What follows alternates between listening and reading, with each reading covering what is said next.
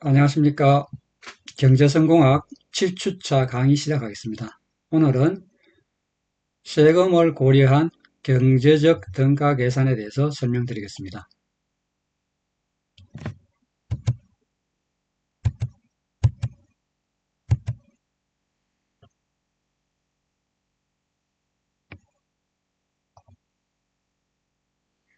첫째 시간에는 감가상각과 감모에 대해서 설명을 드리고, 두 번째 시간에는 다양한 감가상각 방법에 대해서 설명을 드리겠습니다. 그리고 마지막 세 번째 시간에는 감가상각에 따른 소득세 납부가 소득세를 납부하고 나면 현금 흐름이 어떻게 달라지는지에 대해서 여러분한테 설명을 드리겠습니다. 이러한 학습을 통해서 여러분들께서는 아마 자산 가치의 감소에 대한 개념을 학습하고 여러 가지 그 감가상각법을 이제 여러분들이 체득하고 설명할 수 있으리라 생각이 되고요. 그리고 감가상각과 소득세는 어떤 관계가 있는지에 대해서 여러분들이 이해할 수 있으리라 생각이 되고, 최종적으로 이런 감가상각에 따라서 경제적 등가 계산을 어떻게 할 수 있는지 예제를 통해서 여러분한테 설명을 드리도록 하겠습니다.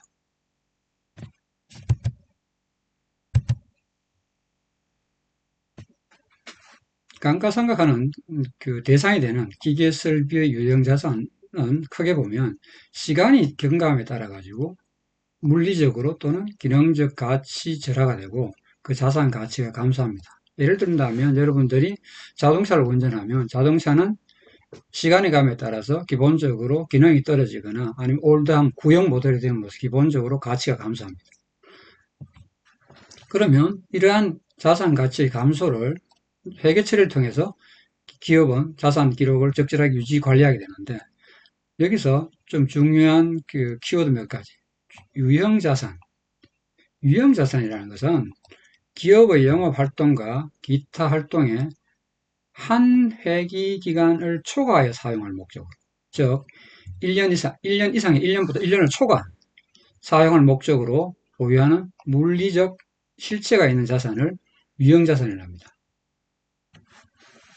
즉 감가상각의 대상이 되는 것은 기계설비 등의 유형자산인데, 그러면 저희가 이런 유형자산과 무형자산은 어떻게 다른지, 말 그대로 유형자산은 물리적 실체가 있는 거고 무형자산은 물리적 실체가 없습니다. 즉 물리적 실체 측면에서 보면 유형자산은 있고 무형자산은 없습니다. 유형자산의 예를 보면 토지, 건물, 기계장치, 구축물 등 여러분들께 시각적으로 보고 실제적으로 만질 수 있는 것들을 유형자산이라는데, 이 자산들은 기본적으로 한 회기 이상 사용할 수 있는 그런 것들을 유형자산이라고 합니다. 무형자산은 기본적으로 실체감, 그러니까 시각적으로 우리가 볼 수 없는 영업권, 특허 등 관련된 부분들이 무형자산이 되고요. 이런 유형자산은 비용화 방식을 감가상각을 통해서 우리가 처리를 하고, 무형자산은 상각을 통해서 합니다. 잔존가치의 경우에 일반적으로 유형자산은 잔존가치를 0으로 처리할 수도 있고 5% 처리할 수도 있고, 그런데 실제적으로 잔존가치가 마지막 시점이 되더라도 일부 남는 부분이 있을 수 있고요. 무형자산은 원칙적으로 잔존가치를 제로 처리하는 게 원칙입니다. 그런데 여기서 있는 유형자산과 무형자산이 있는데, 유형은 의미가 이해가 되겠지만 자산이라는 것은 뭐냐 하면, 자산이라는 것은 기업이 소유한 가치 있는 자본입니다. 즉 기업이 소유하고 있는 가치가 있는 자본을 전부 자산이라는데, 이 자산은 크게 보면 타인에게 갚아야 할 채무로 발생된 자산이 그 자산 부분은 부채라고, 자기 돈으로 한 부분을 자본이라 합니다. 즉 자산은 크게 보면 자기 자본과 부채, 그러니까 상환 의무가 조달 자금들로 구성이 되어 있습니다. 예제를 보면 이런 자산은 다양하게 현금, 토지, 건물 다양하게 쓸 수 있는데, 이것을 구성하는 기본적으로 저희가 부채를 차입해서 만약에 저희가 했는 부분이 있을 수 있고, 자기 자본금이나 사업을 해서 남은 잉여금으로 해서 구성된 항목들이 있을 수 있습니다.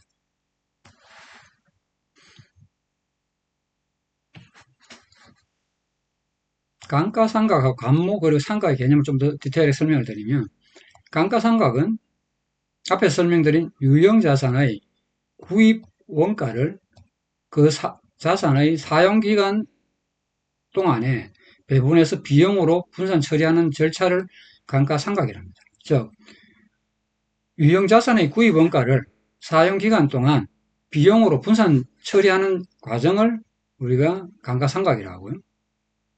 감모라는 것은 자연자원을 대상으로 한 자산의 감소, 즉 자연자원이라면 광산, 유전, 산림 등이 주요 종류가 되겠습니다. 그리고 앞에 설명드린 유형자산의 반대가 되는 무형자산의 감가상각은 일반 아모티제이션, 상각이라고 부르는데, 이런 대표적인 항목으로는 특허권이 있습니다. 이걸 좀 디테일하게 설명을 드리면, 감가상각, 감모, 상각이 있는데, 각각 감가상각은 유형자산, 감모는 자연자원, 그리고 상각은 무형자산입니다. 대상이 유형자산, 자연자원 및 재고. 약간 특이한 부분은 재고 관련된 부분은 감모에 해당이 됩니다. 이 부분은 시간의 감에 따라서 기본적으로 품질 저하나 다양한 열화에 따라서 손실이 발생할 수 있기 때문에 감모의 컨셉으로 이해하시면 되고요. 무형자산은 앞에 설명드린 것처럼 상각으로 이해하시면 됩니다.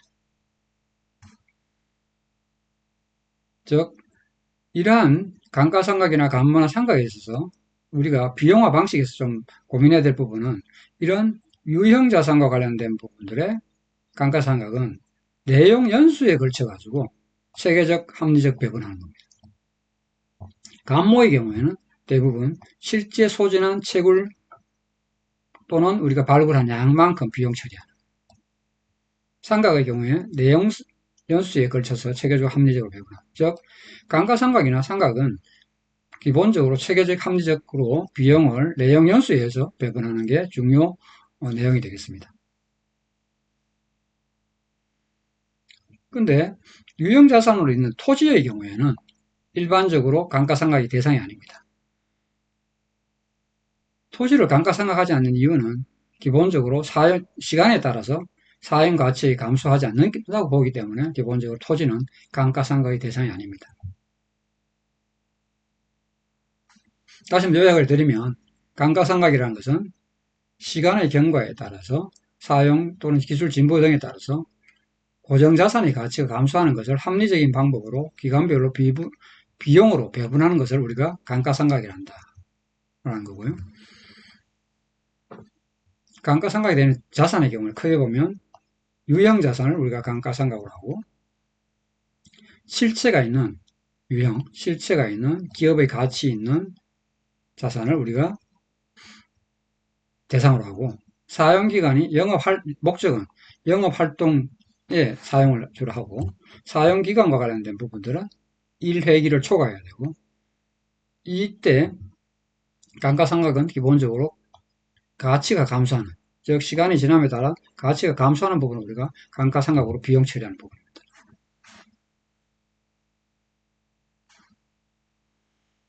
이러한 감가상각은 크게 보면 기본적으로 시간의 지남에 따라서 우리가 구입 가격이 있을 테고, 시간의 지남에 따라서 구입 가격에서 잔존 가치가 이렇게 줄어들게 되는데, 그 차이를 우리가 감가상각액이라 합니다.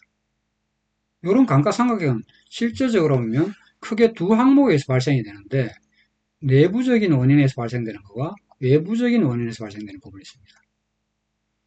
내부적이라면 우리가 설비 등을 우리가 구입하고 나면 구입 후 영업활동을 위해서 우리가 사용을 합니다.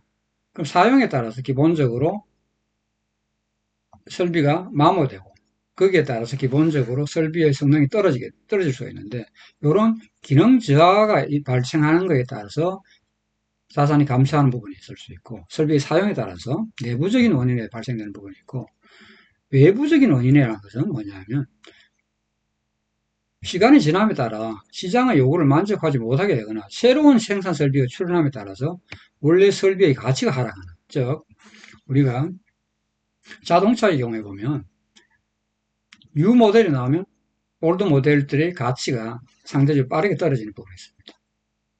그 부분들에 대한 것으로 여러분들이 이해하시면 됩니다. 내 본인의 기본적인 자동차의 성능이나 그것과 무관하게 새로운 모델이 나오면 올드 모델이 가치가 떨어지는 그런 것들도 기본적으로 감가상각의 원인이 됩니다. 그래서 크게 보면 감가상각은 내부적 원인과 외부적 요인으로 나눌 수 있다라고 이해하시면 되겠습니다. 그럼 이런 감가상각을 우리가 경제성공학을 하는데 왜 고려해야 하는지 그것을 좀 여러분들께서 이해하시면 좋겠는데요. 일반적으로 우리가 국가에서 또는 기업이, 개인도 마찬가지입니다. 일반 우리가 소득이 있으면 대소득에 따른 여러 가지 세금을 내게 되는데요. 기업의 경우에 세금을 내는 기준 금액이 과세표준입니다. 과세표준이라고 하면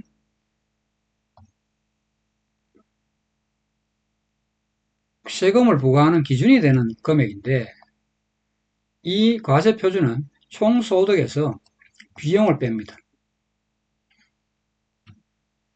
그런데 이 비용에 우리가 생산에 들어간 비용, 감가상각, 그리고 운영비용, 요 세 가지를 빼서 우리가 과세표준을 삼는데, 요 과세표준이 정해지고 나면 여기에 일정 세율을 곱해서 소득세를 내게 됩니다. 그러면 소득세를 내고 나면 그게 당기순이익이 됩니다. 이 항목을 자세히 보면 총소득이 있고, 생산비용이 있고, 감가상각이 있고, 운영비용이 있습니다. 요게 이제 과세표준이 됩니다. 과세표준에다가 소득세율을 곱해서 기본적으로 그러면 우리가 당기순이익을 계산할 수 있는데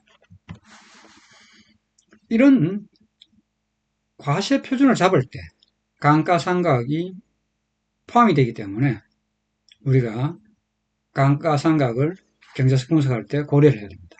즉 실질적으로 순이익을 얼마나 내는지에 대한 부분을 우리가 평가하려고 하면 감가상각을 우리가 계산할 수 있어야 되고 평가할 수 있어야 됩니다. 그럼 이 감가상각은 왜 그러면 이런 경제성 분석할 때 이제 우리가 평가를 해야 되느냐면 기본적으로 생산 활동에 사용된 설비의 경우에 가치가 감소합니다. 시간에 따라서 기본적으로 열화되거나 마모에 따라서 가치가 감소하는 부분 또는 기존 기술의 발달에 의해서 가치가 하락하는 부분이 있을 수 있습니다. 그러면 이 감가상각을 비용으로 포함한다는 걸 이해가 되는데 그러면 실제적으로 과세 소득을 줄이는데 어떤 영향을 주느냐 보면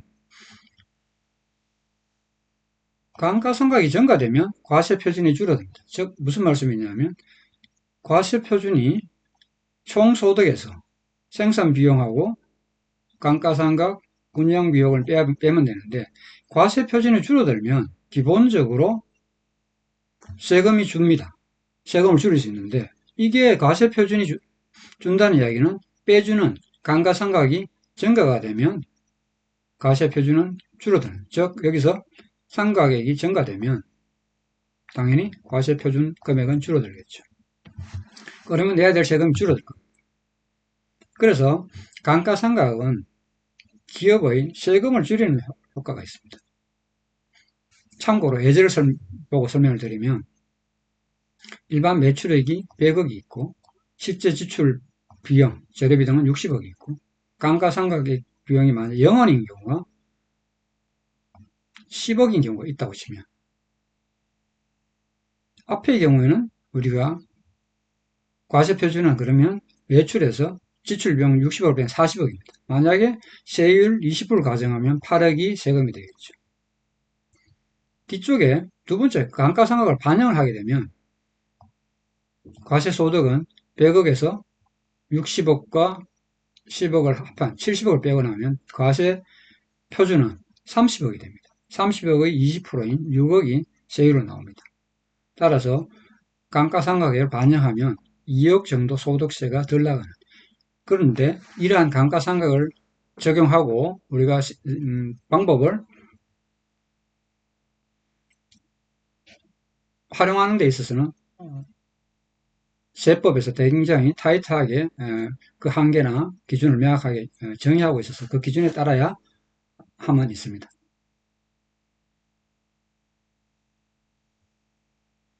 그러면 이런 감가상각은 기본적으로 시간의 가치에 지남에 따라서 자산의 가치가 떨어지는 것을 비용으로 배분하는 걸 감가상각이라는데, 그러면 실질적으로 경제적인 측면하고 회계적인 측면을 좀 찾아보면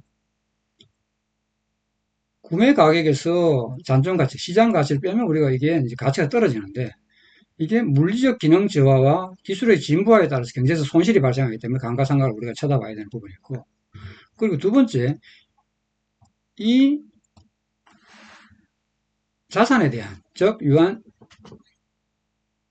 일반 그 유형 자산에 대한 사용 기간이 있기 때문에 사용 기간 동안 그러면 이러한 비용들을 어떻게 그러면 할당할 건지가 주요 이슈가 됩니다. 세계적인 측면에서 보면, 즉 경제적 측면에서 보면 자산의 실질적인 감소가 감소하는, 회계적인 측면에서 보면 자산의 취득원가를 비용으로 배분하는, 사용 기간 동안 어떻게 배분할 거냐, 이러한 부분이 주요 이슈가 됩니다.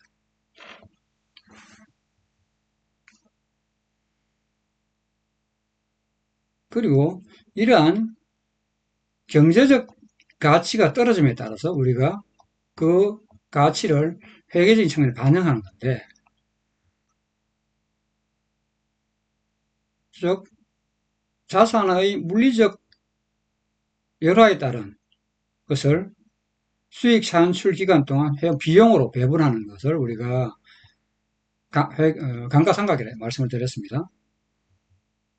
그런데 이렇게 함으로써 기본적으로 우리가 감가상각 비용은 손익계산상 비용으로 처리되어 이익을 줄이고, 감가상각액 무기획을 재무제표상의 자산의 장부 가액을 감소시킴으로써 기본적으로 밸런스를 맞춰주는 역할을 합니다. 이쪽 뒤쪽에 있는 회계적인 부분은 저희가 회계에 관련된 설명을 드리는 13, 14주차에서 기본적으로 다시 설명을 드리도록 하겠습니다. 세부적으로. 우선 여러분들께서 만약에 설비 구입 시점이 있을 테고요. 설비 구입 시점 하면 우리가 기업에서는 어떻게 우리가 이 비용을 처리하느냐 하면, 설비의 구입 가격은 전액 투자 활동으로 인한 현금 유출로 우리가 현금 흐름표에 기록을 합니다. 즉 현금 흐름상에서 기본적으로 현금 유출로는 기록을 하지만 이걸 전체로 비용으로 처리하지는 않는다는 거예요. 비용으로는 언제 처리하느냐, 매년 감가상각법에 의거해서 다시 처리하는, 그 감각상각법만큼만 처리하는. 그리고 즉 설비 구입 시점에는 현금 유출로 현금 흐름표에 기억을 하고, 구매한 금액 전체를 비용으로는 처리하지 않습니다. 이건 기본적으로 이러한 것들을 할 수가 없도록 법적으로 정해져 있습니다. 그러면 이렇게 1차년도 현금 유출은 되었는데, 그러면 비용으로 처리하는 것이 사용기간 동안 감가상각법에서 매년 비용으로 현금흐름상 계산합니다. 즉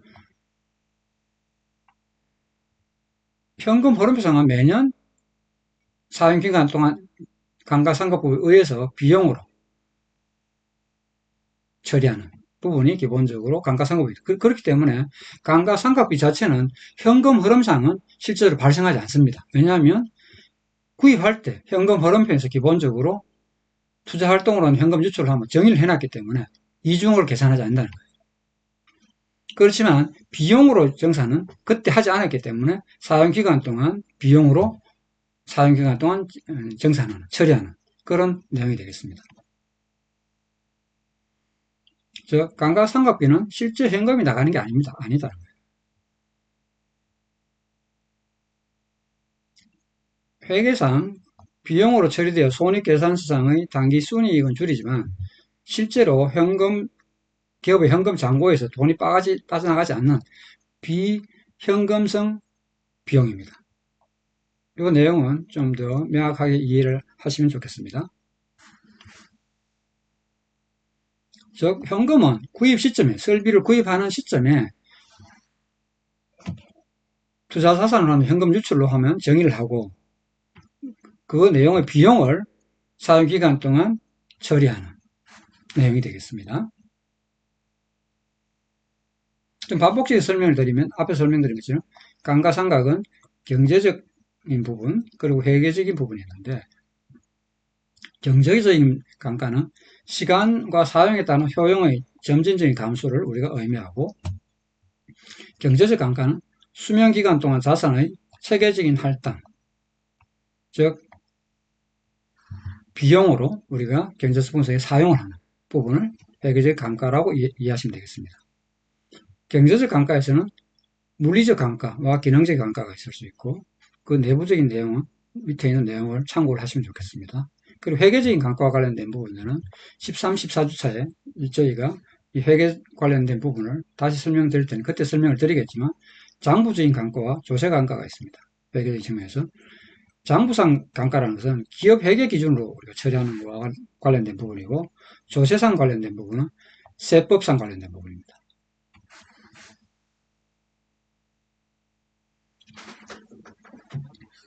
다시 한번 요약하면 감가상각의 대상 자산은 영업활동을 통해서 수익 활동을 통해서 수익을 창출하는 자산이다 라는 거고요. 그리고 1년을 초과해서 유한한 수명기간을 가지는 자산이다. 그리고 이 자산은 열화 또는 진부하에 따른 즉 신기술로 인한 진부하에 의해 가치가 감소하는 자산을 우리가 감가 대상의 자산을 삼는데 이 세 가지를 모두 만족하는 경우 감가상각 대상 자산이 됩니다. 그러면 이런 감가상각 대상 자산이 있을 때 그럼 감가상각과 관련된 부분에 중요한 고려 요소들이 있을 수 있습니다. 첫째, 감가상각 대상이라 하더라도 그러면 1차적으로 감가상각 기간을 얼마나 해야 되는지 그리고 취득가액은 어떻게 산정해야 되는지 그리고 최종적으로 남았을 때의 잔존가치, 처분가치는 어떻게 계산하는지 그리고 이 취득가액, 처분가액이 주어졌을 때 감가상각 기간 동안 어떻게 그러면 감가상각을 할 건지 이 네 가지가 주요한 고려 요소가 되는데 취득가액의 경우에 자산을 취득하기 위해 지급한 금액에다가 실제로 취득과 직접 관련되어 발생하는 모든 비용을 포함합니다. 즉 설치비, 운반비, 취대세 등이 다 해당이 됩니다. 처분가치의 경우에 내용연수가 종료되었을 때 자산을 처분하여 회수할 수 있을 것으로 예상되는 금액. 일반 실무적으로는 유형자산의 가치를 0으로 가정하는 경우도 있으나 세무상 5%를 남기는 경우도 있습니다. 이것은 경우에 맞춰서 계산하면 됩니다. 그리고 내용연수, 즉 사용기간은 자산을 사용할 것으로 예상되는 기간만큼 있는데 이거에 역시 기업의 편의적으로 임의로 정할 수 있는 게 아니고 세법상 내용연수가 정해져 있는 경우가 되게 많습니다. 자동차의 경우 얼마, 각각 설비들이 대개의 경우는 5년짜리가 많이 있는데 이건 세법에 정해져 있지 않으면 기업이 기준을 가지고 정하면 되지만 대부분 세법에 정해져 있는 경우가 많이 있습니다. 상각 방법과 관련된 부분들은 그럼 상각 방법은 어떤 것들이 있냐 하면 자산의 가치를 감소분으로 비용하는 배분인데 다음 시간에 설명을 드릴 내용이지만 정액법, 정률법, 즉 사용기간 동안 일정한 금액을 할 건지 아니면 일정한 비율로 감소하는 것으로 가정할 건지 그런 형태로 우리가 계산해서 사용을 하게 되어 있습니다. 지금까지 설명드린 감가상각과 관련된 부분을 다시 한번 더 요약해 드리면 감가상각은 비용 수익 대응의 원칙, 즉 자산은 여러 해에 걸쳐 수익을 창출하는데 취득 시점에 한꺼번에 비용을 인식하지 않고 그러니까 비용을 내용용수에 따라서 나눠서 함으로써 기본적으로 활동과 비용이 들어간 것을 합리적으로 매핑하기 위해서 하는 것이 기본적인 감가상각인데, 즉 감가상각은 자산이 기여만큼의 비용을 그 기간에 배분하기 위한 장치입니다. 즉 한 해에 만약에 이런 장치가 없으면 후임 연도에 만약에 비용으로 만약에 털어내면 과도한 비용이 발생이 되겠죠. 즉 그 자산이 구입한 연도에 우리가 투자 비용으로 우리가 처리는 하지만 기본적으로 그 자체를 전체적으로 비용으로 만약에 털어내면 이익이 줄고 비용이 과다하게 발생돼서 기본적으로 회계 처리에서 언밸런스가 생기고, 그 다음에 구입연도 이후에는 기본적으로 털어낼 비용이 없기 때문에 이익이 과다해지는, 즉 기간별로 경영성과의 비교가 불가능해지는 그런 문제가 있기 때문에 기본적으로 감가상각이 꼭 필요하고, 그런 것들이 기본적으로 시행이 되고 있습니다. 그런데 감가상각 비용은 비용으로 처리되기 때문에 과세소득을 감소시키고 법인세 소득을 감소시키는, 따라서 이러한 이유 때문에 세법에서는 감가상각의 방법과 한도에 대해서 엄격히 규정을 하고 있습니다. 즉 앞에서 말씀드린 상각기간, 감가상각 방법 관련된 부분들에 있어서 대상별로 처리할 수 있는 것들의 그 기준에 대해서 세법에서 엄격하게 한도를 규정하고 있는 부분이 있습니다.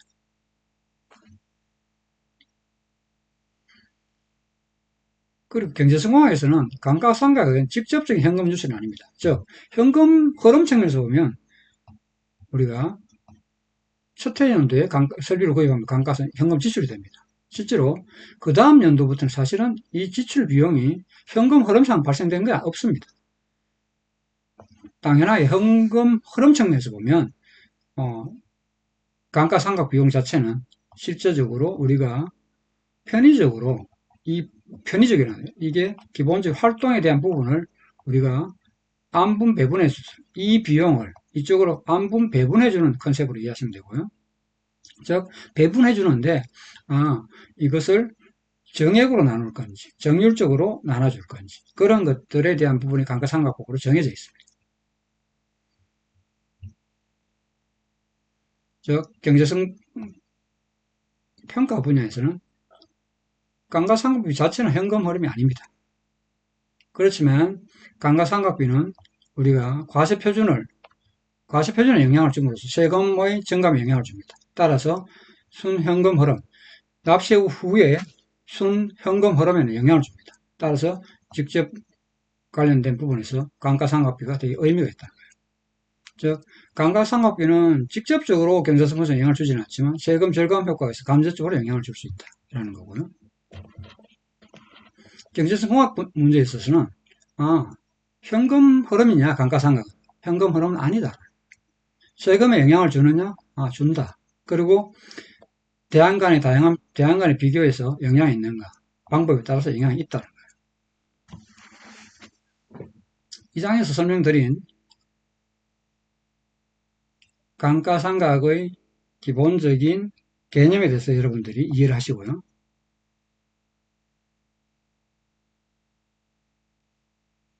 감가상각의 경제적인 측면과 회계적인 측면, 그리고 현금 흐름 측면에서 왜 감가상각이 의미가 있는지, 왜 그렇게 할 수밖에 없는지에 대한 부분을 여러분들이 이해하면 좋겠습니다. 그리고 감가상각 대상 자산에 대한 개념, 그리고 감가상각에서 고려해야 될 요소에 대해서 이해하고 전체적으로 정리를 하시면 좋겠습니다. 즉 앞에 설명드린 감가상각의 정의, 감가상각 대상 자산의 조건, 그리고 회계적 경제적 의미, 그리고 감가상각에서 고려해야 될 내 요소, 그리고 감가상각과 현금 흐름의 관계에 대해서 이해하시기 바랍니다. 이상 1교시 수업을 마치겠습니다. 수고하셨습니다.